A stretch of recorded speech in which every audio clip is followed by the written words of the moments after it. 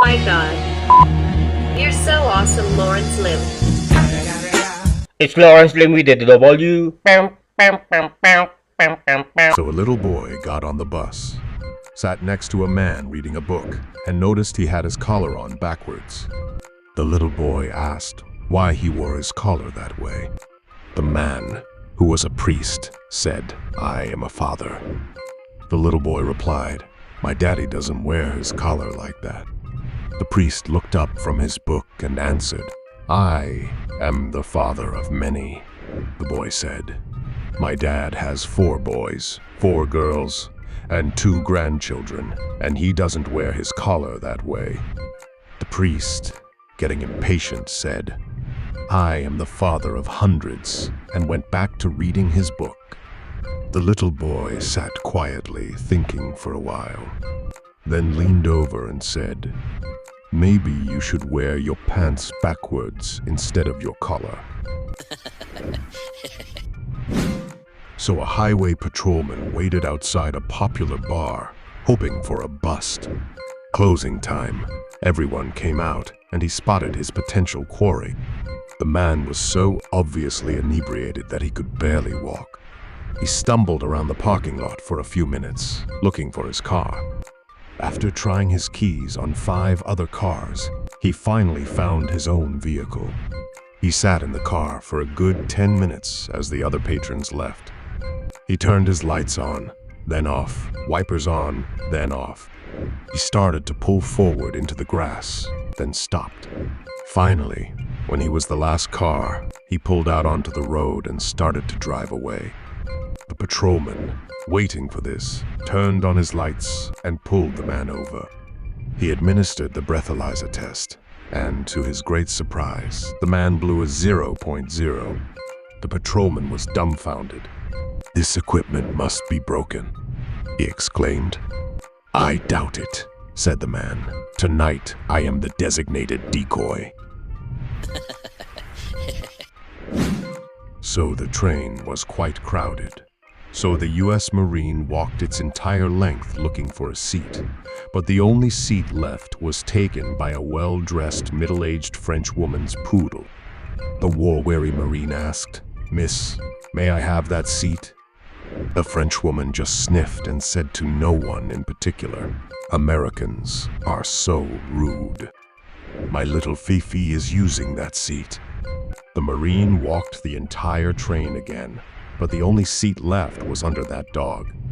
"Please, miss, may I sit down? I'm very tired," she snorted. "Not only are you Americans rude, you are also arrogant." This time, the Marine didn't say a word. He just picked up the little dog, tossed it out the train window, and sat down. The woman shrieked, "Someone must defend my honor. Put this American in his place." An English gentleman sitting nearby spoke up. "Sir, you Americans often seem to have a penchant for doing the wrong thing. You hold the fork in the wrong hand. You drive your autos on the wrong side of the road.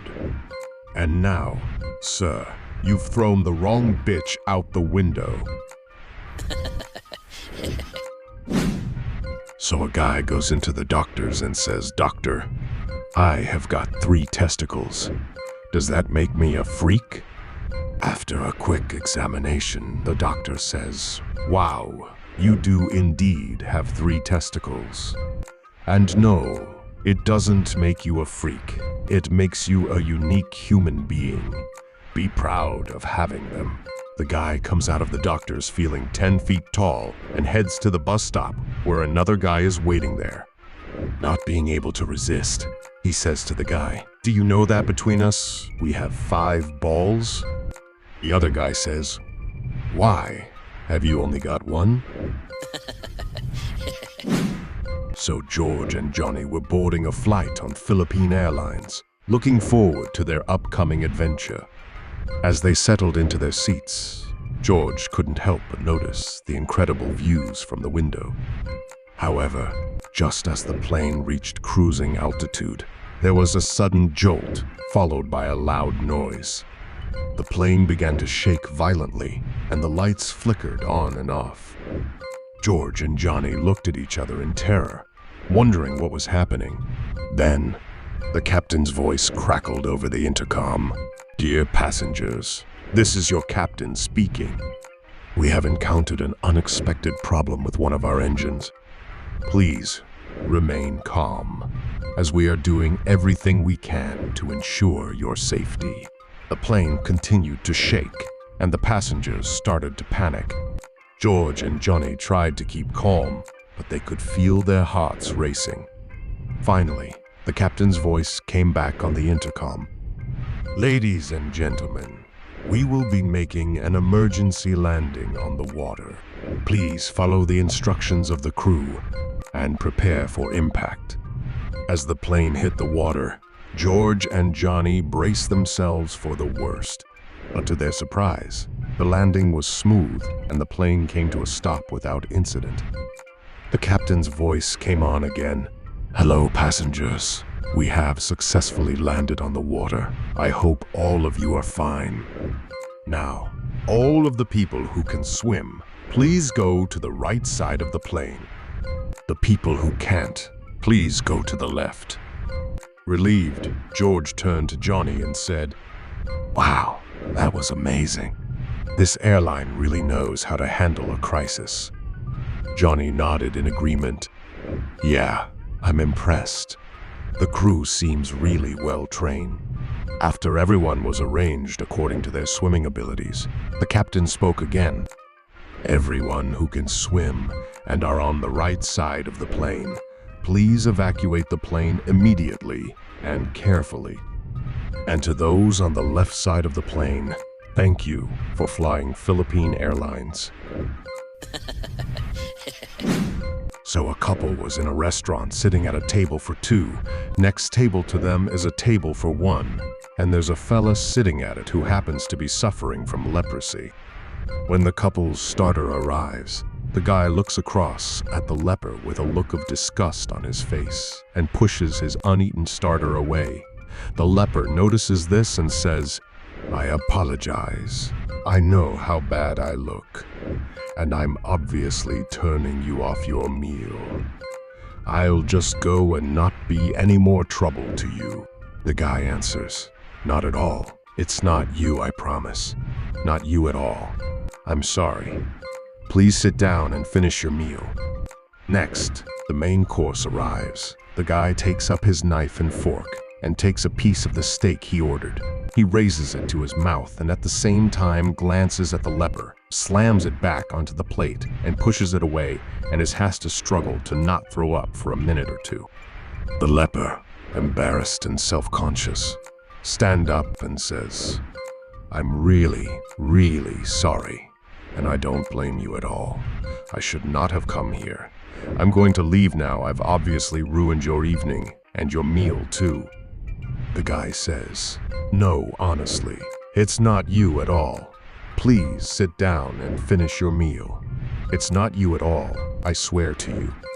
So the leper sits down again, and the couple's dessert arrives. He takes his spoon and scoops up a mouth-watering strawberry covered in ice cream from the bowl, raises it to his lips, glances at the leper, and again puts it back into the bowl with a look of disgust on his face, and again pushes the bowl away. The leper has had enough. He stands up and says, "Look, I can't help the way I am, but every time you look at me, the look of disgust on your face is obvious to me. I've ruined your meal, and I'm sorry. I'm going to leave now, and I will pay for your meal by way of an apology." The guy says, No, really, please, it's not you. Please sit down. I swear it's not you at all." The leper says, "You keep saying that, of course it's me. What else could it be?" Guy says, "It's not you. It's that fella behind you at the next table. He keeps dipping his bread in the back of your neck." So 4 university students partied too hard during a music festival and were unable to make it back for their final exam the next day. As they drove back to the university, they tried to think of a good excuse. Finally, they agreed to the same story.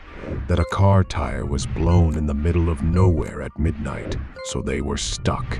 They each sent the professor an email asking to retake the exam and gave the same excuse.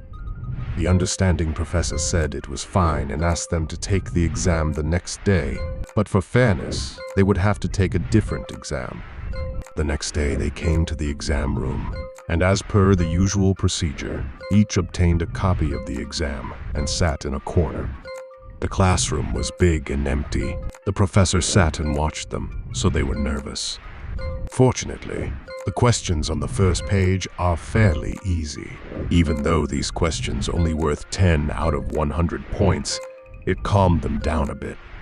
So they quickly finished the first page at the same time and turned to the second page. There was a single question on it for 90 out of 100 points. Which tire was blown?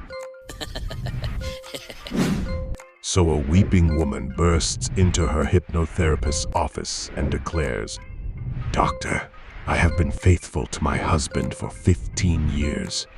But yesterday I broke that trust and had an affair. The guilt is killing me. I just want to forget that it ever happened." The hypnotherapist just shakes his head, saying, "Not again." I heard a rumor through the grapevine so bold. Lawrence Lim got a million stories untold. From green jokes, conspiracies, and edits with flair. You gotta follow him, baby, if you dare.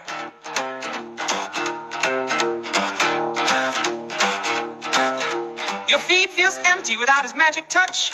You got the blues and the laughs that you crave so much. With a click and a follow, you'll find some relief. Lawrence Lim's social media, a digital belief. Click, subscribe, don't miss a trick. Now, hey, leave your worries and come on, click today. Lawrence Lim's got the content right in line. Follow him now.